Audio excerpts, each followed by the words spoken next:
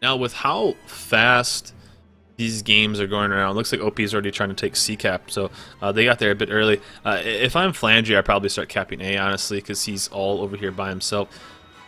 With how fast these games are going, I mean, we're already at 12 minutes left in this, and not too much action is going to be happening too quick. But this is going to get actually very interesting. But this is where 3 destroyers would kind of be, in my opinion, nice to have, because right now they're capping C, which could potentially be a cruiser, but there's something going on A, and it's the cap of 1 destroyer. Imagine if they had 2 destroyers, they could just push in right away.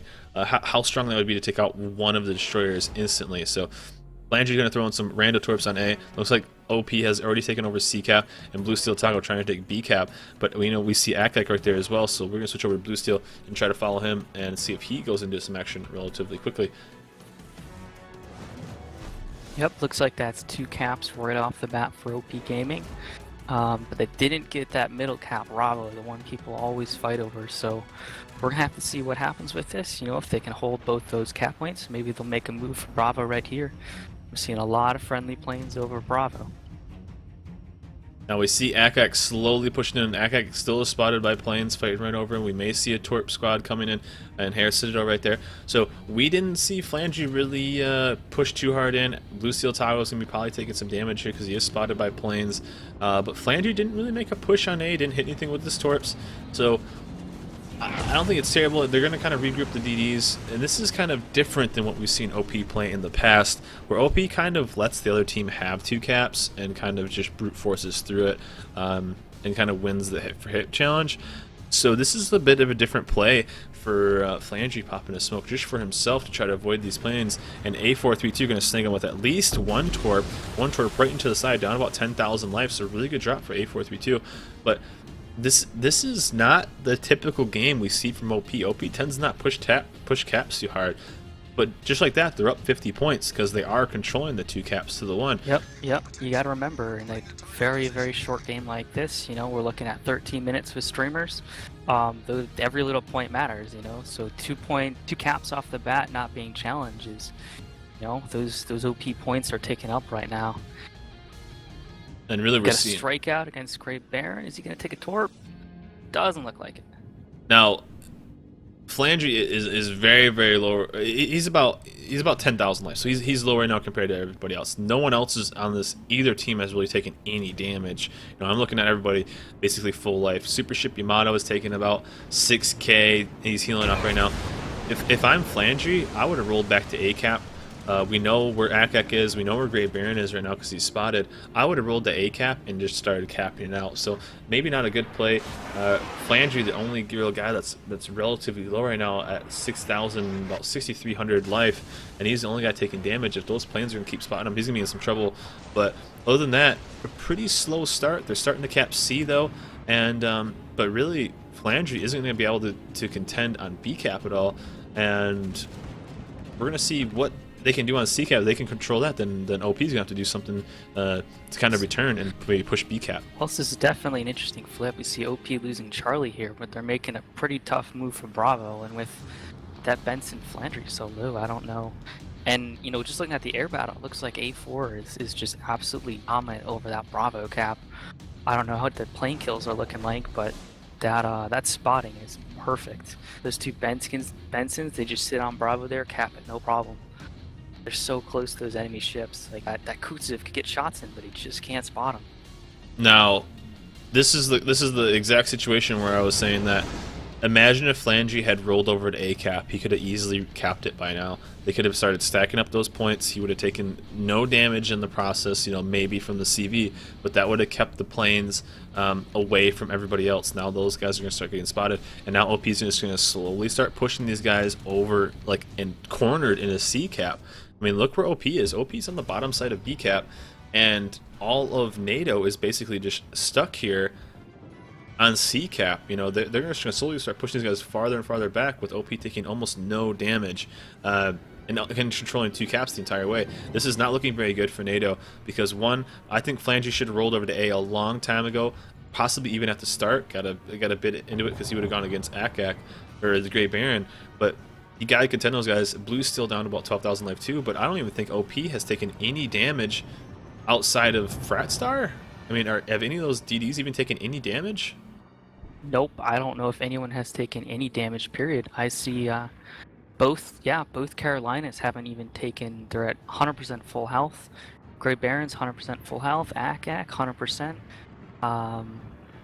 Kutsef, Dave, 100% health. Fratstar took a little bit of damage, but again, he's an Otago, what does he care? Some shots out on their Benson there. Looks like they might lose that Bravo cap. Now, Super Ship Yamato is pushing up and is making a move, but a Benson about 4.7 kilometers away. Secondaries are going off, shots are going in for Ak, but that means Torps are coming right for Super Ship Yamato. He does have a smoke with them, so he's going to be able to kind of disappear, but those Torps are already going in. There's the first wave, and I'm assuming Grey Baron is probably right there with them because from the angle... Watch this Benson B though, Jash, because it looks like they're losing that A cap, and they just lost Bravo. So they just pulled back off that Bravo cap, and now they're down to no caps. And actually, Akak isn't going to get any torp hits, either to Grey Baron. Flandry just hanging there. He's got to be a little careful, though, because if he backs up too much, he's going to start taking some friendly damage. And Akak may get one torp, just maybe, but they might get no torps out of that, while Akak's taking about 6k damage. He may get one torp on Super Ship Yamato, which if he doesn't have repair will be pretty painful. But like you said, they're running 3 caps to none right now, and really there's no cap that OP is going to be able to contend. Akak down to about 11,000 life, taking shots from Blue Steel Otago. Less than Otago. 100 with about 6 minutes left. So smoke is up from Blue Steel, trying to put some damage in.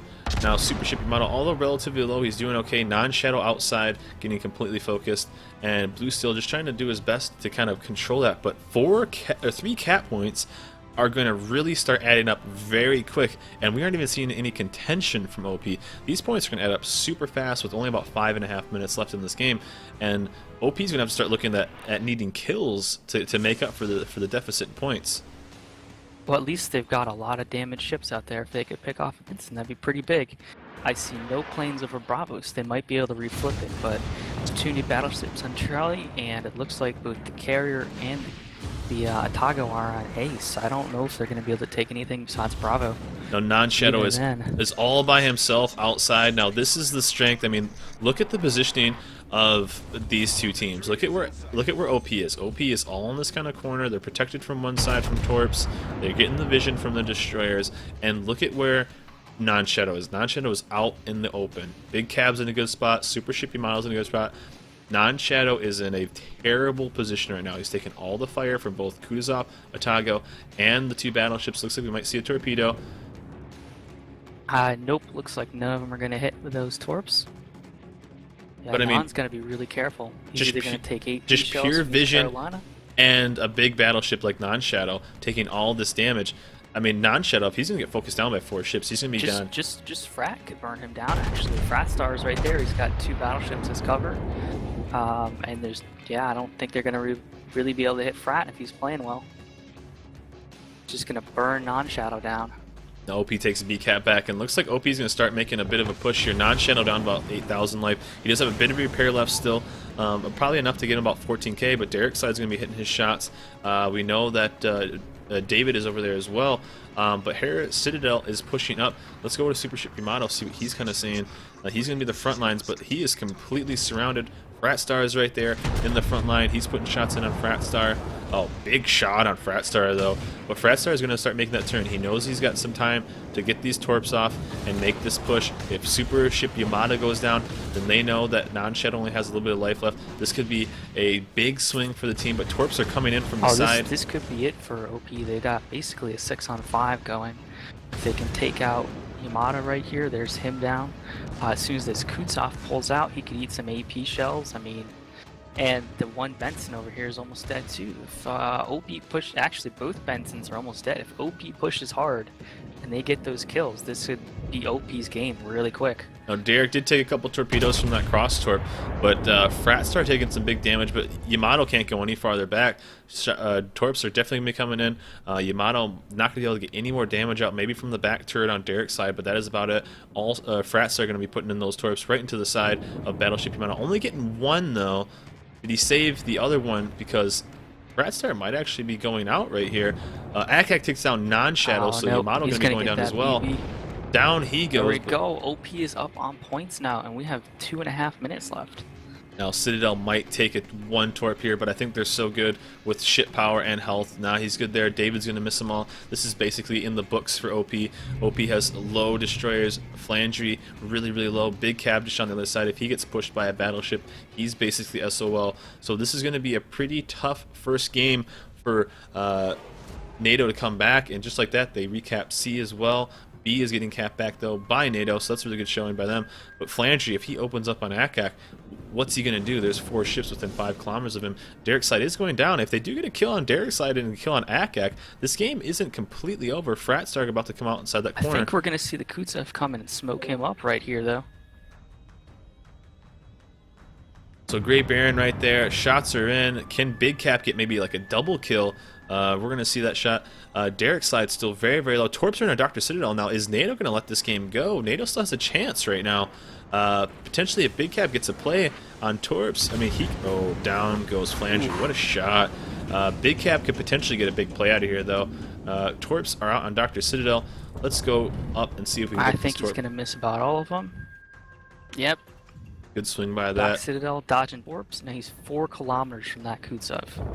It's a terrible place to be if you are a Kutsev. Oh yeah, anywhere close to a battleship is a terrible place. Those torps are going to be death for him. This is basically it for that. OP is going to take this first game pretty handily, not even maybe dropping a ship. Although a couple of the guys are relatively low. Derek's side able to kind of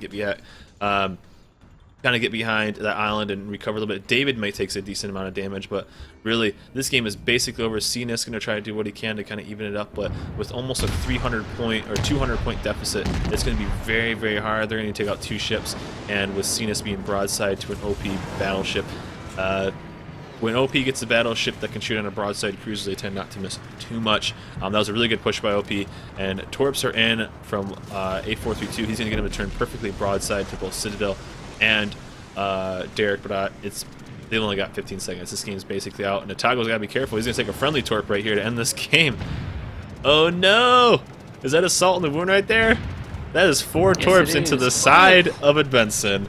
That is Cenas saying, alright, we lost this game. If you guys can't kill that DD, I will. I got it. I got it, fam. Convincing win by OP. OP takes the first game against NADO.